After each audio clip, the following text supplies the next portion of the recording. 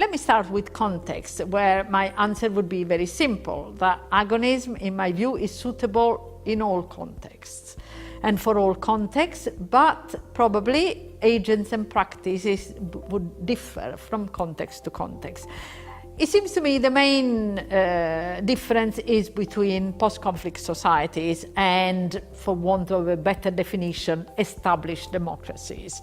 So in post-conflict societies, we often have victims and perpetrators who are two very important categories that these societies have to deal with. And therefore, working with victims associations and with victims should be a very important way of starting, not least because it is right that we start with victims. And that's where there is obviously a point of contact with cosmopolitanism. So understanding the victims' perspectives and understanding the needs and the demands of victims.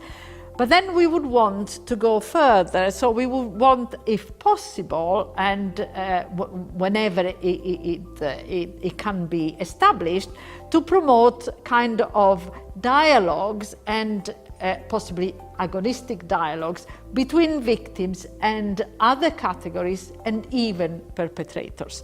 This may not be possible immediately. It is important, as I said earlier, that the perspectives of the victims, the needs and grievances of the victims come to the fore, first of all.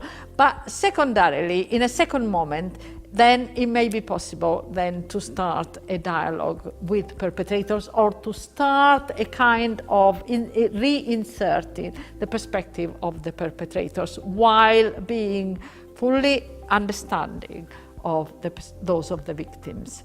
So we need agents, we need to work with agents in the social sphere and the social political spheres, because political representatives can have a very important role in post-conflict societies, and we need to, as much as possible, to bring them to understanding the role that agonism and agonistic dialogue can play, because political representatives are very important.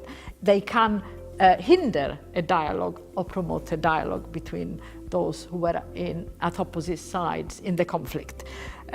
However, we must also recognize that cultural practitioners and artists and novelists and so on have a very important role to play, because very often victims find it difficult to talk about the past. They find it difficult to be shown, let's say, the perspective of the perpetrators, when the perpetrators are the real perpetrators as human beings.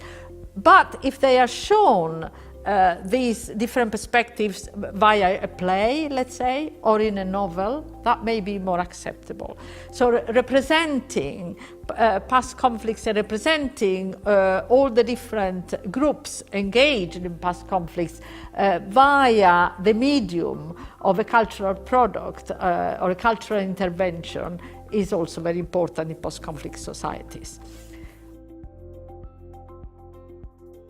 So we need to engage with the educational sector, we need to engage with schools, we need to engage with museums, and again, we need to engage with cultural practitioners, with the arts, and so on.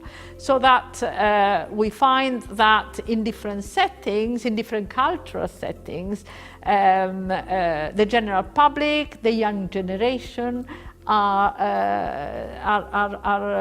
faced with these multi-perspectivist and conflictual representations of the past that tell them that conflict is part of the political struggle, but also that it can be harnessed to democracy and democratic institutions. Well, the Unrest project is largely made up of two large and comparative case studies. One case study has been on mass grave exhumations, where we have dealt with case studies in Spain, in Poland and in Bosnia. And the other case study has concerned an analysis of war museums across Europe. So in the case of the first case study, obviously, because we are dealing with real societal issues and societal agents, we have engaged primarily with social and political agents. So, as I mentioned earlier, in post-conflict societies, victims and victims associations are the primary group to start with, and we have engaged with victims associations in all three case studies, but also with other groups of social agents, with forensic experts, with political representatives, with magistrates, for instance. And this is one of the reasons why we have partnered with a theatre company in the project, and this is a Spanish theatre company called Micomicon, which is especially renowned because it specialized in plays that deal with the Spanish Civil War and with other very dark aspects of Spanish history.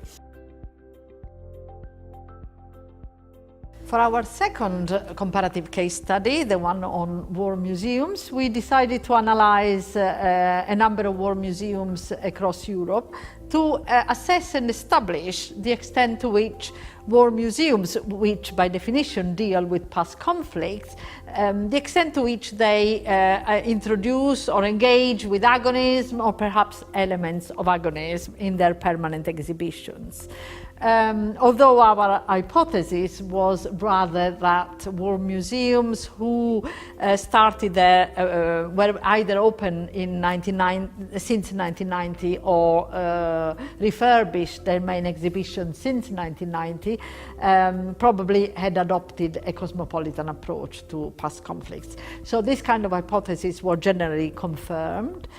Although we found that in one museum in particular, which was the Military History Museum in Dresden, in Germany, there were strong elements of agonism in that museum. So we tried to understand why that was the case. This is one of the reasons why in the Arrest project we also partnered, as well as with the theatre company, we partnered with a museum. In this case is the Ruhr Museum in Essen, again in Germany. And we have developed, or are in the process of developing, an entirely new war exhibition in which we try to apply the concepts of agonism as fully as possible and to unsettle and to some extent perhaps even shock the audience by showing the conflicts of the past through different perspectives and even contrasting, very contrasting and provocative almost perspectives. And so in the rest of this MOOC you will hear about theatre plays, you will hear about museum exhibitions and other cultural products. And most of all, you can hear from the experts in the field, people who have engaged with agonism and who can tell you about their experiences and possibly also about the reactions of the audiences.